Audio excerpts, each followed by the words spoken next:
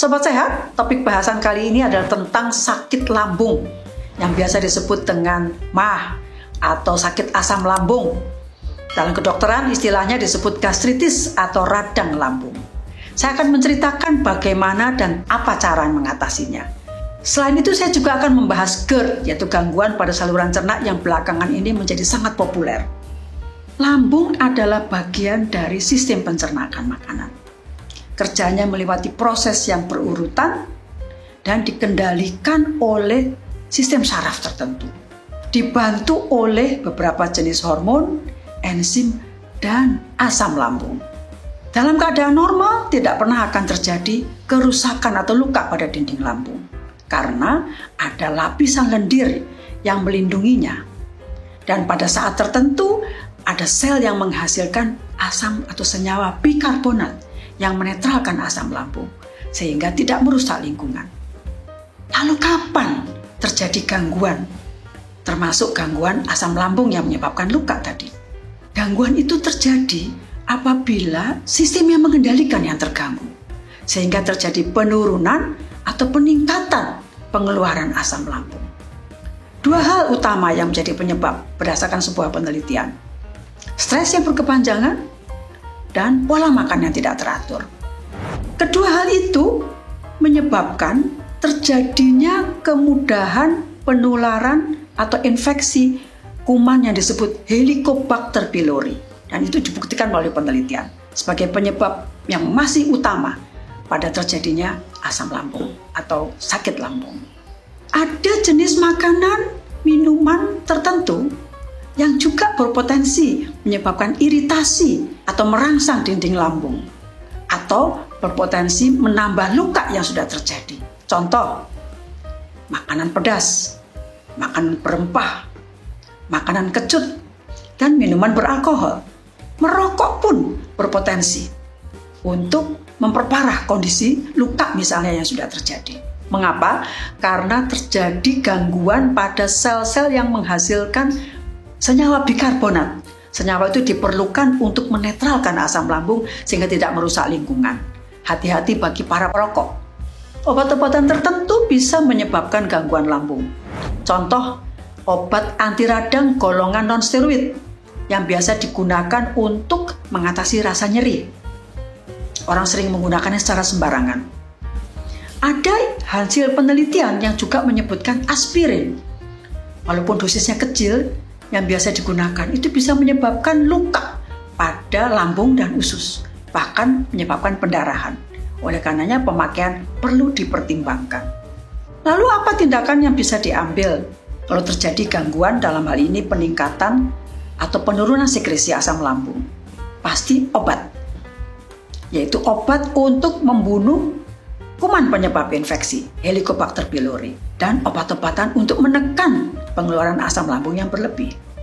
Lalu apa selain itu? Gangguan lambung tidak bisa tanpa pengendalian makanan dan minuman.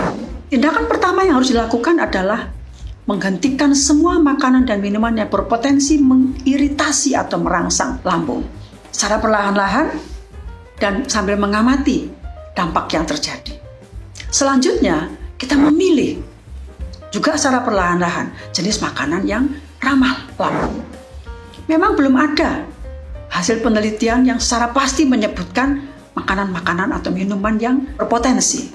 Tapi ada saran, yaitu makanan kaya serat. Termasuk misalnya sayur yang berwarna hijau gelap, misalnya bayam. Kaya serat itu berarti juga kaya senyawa golongan polifenol, yaitu senyawa yang berperan pada perbaikan peradangan akibat luka atau bekerja sebagai antioksidan yang memperbaiki sel yang rusak. Di samping kita juga tahu ya, serat itu berperan pada perbaikan proses pencernaan. Brokoli juga menjadi pilihan karena senyawa kandungannya itu diduga keras berpotensi untuk menghambat terjadinya infeksi bakteri. Makanan lain yaitu prebiotik, misalnya pada yogurt, sangat besar peranannya pada perbaikan sistem kerja saluran cerna. Bagaimana dengan khasiat bahan alam, termasuk rempah yang populer seperti jahe dan kunyit? Banyak orang beranggapan rempah itu malah menyebabkan gangguan lambung. Tentu saja dikonsumsi dalam jumlah berlebih.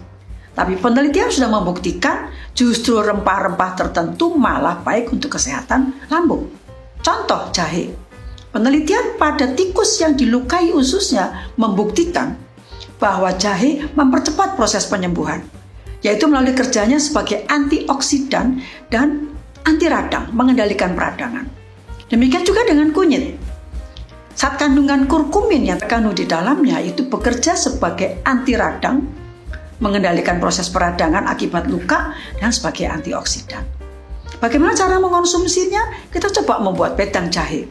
10-15 cm rimpang jahe yang segar, yang sehat, setelah dibersihkan dan diiris-iris, langsung direbus dengan air secukupnya untuk menghasilkan 1 cangkir minuman wedang jahe. Kita coba 1 kali minum dan amati dengan baik respons yang terjadi.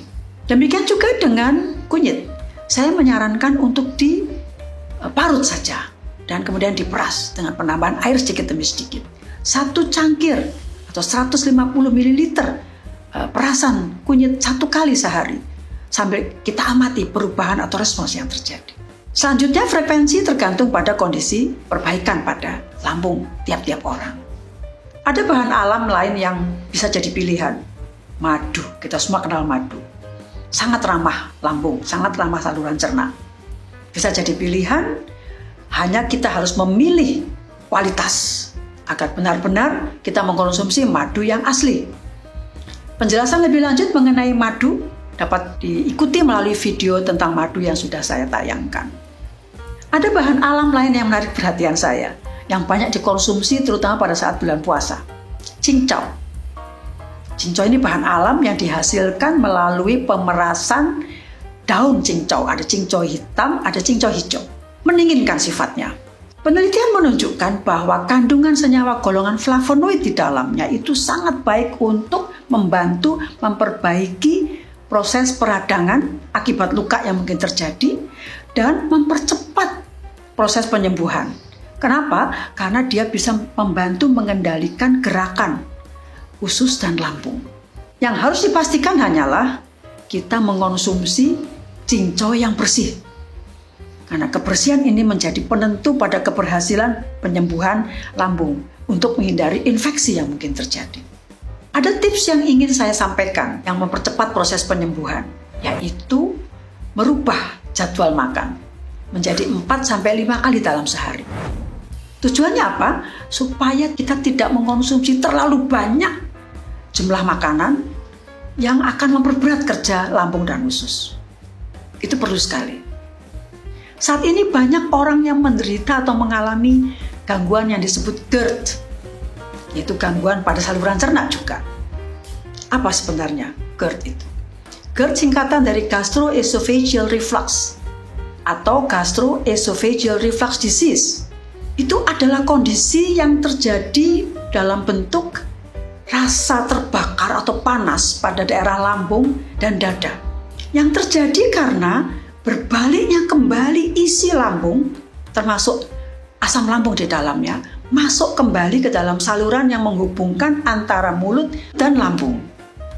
Kita tahu bahwa antara mulut dan lambung itu ada katup. Katup itu akan membuka dan menutup sesuai dengan aliran makanan dan minuman dari mulut ke lambung. Kalau katup itu tidak menutup dengan baik, maka terjadi aliran isi lambung kembali ke arah rongga mulut. Kalau keadaan ini tidak segera diantisipasi, akan terjadilah iritasi atau kerusakan pada dinding-dinding tenggorokan dan rongga mulut. Iritasi bisa kalau tidak diperhatikan juga berpeluang menimbulkan kerusakan lebih parah lagi, sampai pada kemungkinan terjadinya kanker. Bagaimana cara mengatasi GERD? Sejauh yang saya tahu belum ada panduan yang pasti. Namun, akan baik kalau kita memperhatikan pola makan, tidak berlebihan, dan berat badan. Jenis makanan pun sebaiknya dipilih seperti untuk mengatasi gangguan pada lambung tadi, termasuk makanan-makanan yang mengiritasi, yaitu makanan berempah dan makanan pedas serta makanan yang kecut dalam jumlah terlalu banyak. Makanan yang saya sebutkan tadi termasuk prebiotik dan madu itu bisa dipertimbangkan untuk membantu memperbaiki kondisi GERD agar proses penyembuhan bisa berlangsung dengan baik. Sobat sehat, ada pendapat yang mengatakan bahwa pola makan tidak teratur bukanlah penyebab gangguan lambung. Saya justru berpendapat bahwa hal itu kurang benar. Karena berdasarkan sebuah penelitian, hasilnya memang mengatakan bahwa pola makan yang tidak teratur justru menyebabkan gangguan lambung atau radang lambung. Oleh karena itulah, maka saya berpandangan bahwa berpuasa adalah cara yang sangat terpilih untuk mempertahankan bahkan meningkatkan kesehatan saluran pencernaan. Mengapa? Karena puasa itu mengatur jadwal makan. Untuk mendapatkan hasil yang optimal pada aktivitas berpuasa, maka yang perlu diperhatikan adalah jadwal makan yang tepat, jenis makanan. Harus makanan yang ramah untuk saluran cerna termasuk lambung. Frekuensi makan, tidak usah terlalu banyak, 1 kali makan, beberapa kali bisa dipilih.